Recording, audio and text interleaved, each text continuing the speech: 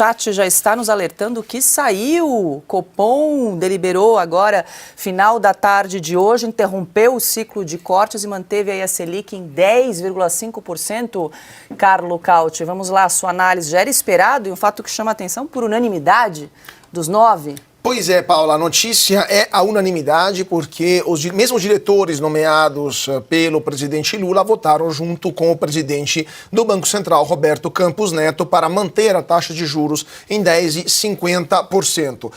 O dólar já está caindo, o dólar futuro para julho caiu 0,48% e o Bovespa futuro para agosto está subindo 1,07%, ou seja, o mercado está vendo que ainda há racionalidade dentro do Banco Central, mesmo pelos diretores nomeados pelo Lula. Fica a pergunta se agora no Palácio do Planalto estarão xingando esses diretores de fascistas, de liberais enrustidos, de capitalistas, sabotadores da República, ou todo aquele armamentário verbal que a gente já conhece muito bem. E agora eu gostaria muito de ser uma mosca para ver qual que é a reação do presidente Lula ou da Gleisi Hoffmann após essa decisão unânime e essa notícia, a unanimidade do Copom em manter juros em 10,50%.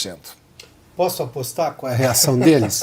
É a reação de fígado inconsequente que não tem a menor noção do que acontece de verdade, da realidade que eles estão impondo ao país nesse caos fiscal que tem gerado insegurança para investimentos, como informamos há pouco numa notícia, tem afastado investidores do país por insegurança jurídica e, claro, as preocupações de um governo que gasta muito mais do que arrecada e não parece dar sinal de que vai interromper isso daí, porque tirou qualquer autoridade de quem propunha isso, embora de forma muito leve, que era exatamente o ministro Haddad.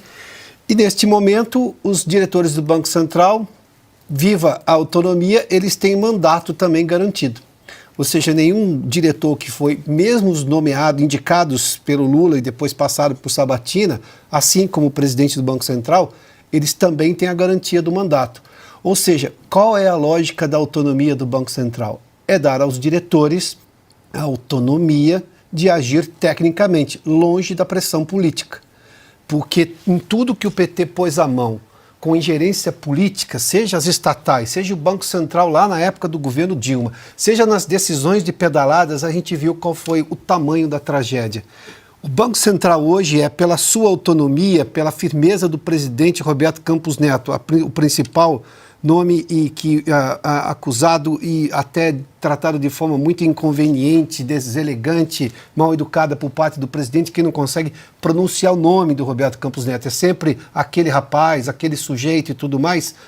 E a sua diretoria deram uma amostra hoje de que o Banco Central é o único esteio hoje seguro da economia brasileira. Vou fazer aqui também, e preciso ser justo, porque toda vez que o governo Lula citou a menor possibilidade de derrubar a autonomia do Banco Central, teve pronta e rápida resposta dos dois presidentes das duas casas do Congresso, dizendo isso não, porque isso foi votado no Congresso, Arthur Lira e Rodrigo Pacheco. Embora o Congresso também tenha ajudado a aumentar os gastos. Mas convenhamos, com o exemplo que vem do Lula, como é que você vai falar para um deputado não repassar a emenda para o prefeito no ano de eleição municipal? O exemplo, obviamente, passa para todo mundo. E o exemplo do governo Lula é o pior possível. Cauti, para fechar? Não, só para fechar, obviamente o Piotr deu um quadro muito realista, mas só eu queria acrescentar um ponto. Agora vem o pior, o mercado já está precificando, eu já estou recebendo mensagens de fontes minhas do mercado financeiro que estão me dizendo que amanhã poderia ser um dia muito ruim para a Bolsa, porque o medo do mercado é que se o Galípolo e os outros diretores nomeados pelo PT não respondem à vontade do Lula, vai nomear o Lula em dezembro um presidente do Banco Central muito mais dócil. E aí então volta à tona a hipótese Guido Mantega ou Lísio Mercadante, porque se o Galípolo não responder às ligações do Planalto, vão colocar no comando do BC alguém que responda às vontades do presidente Lula. Isso vai ser muito ruim para a economia brasileira. Como fizeram no BNDES e na Petrobras. Exato.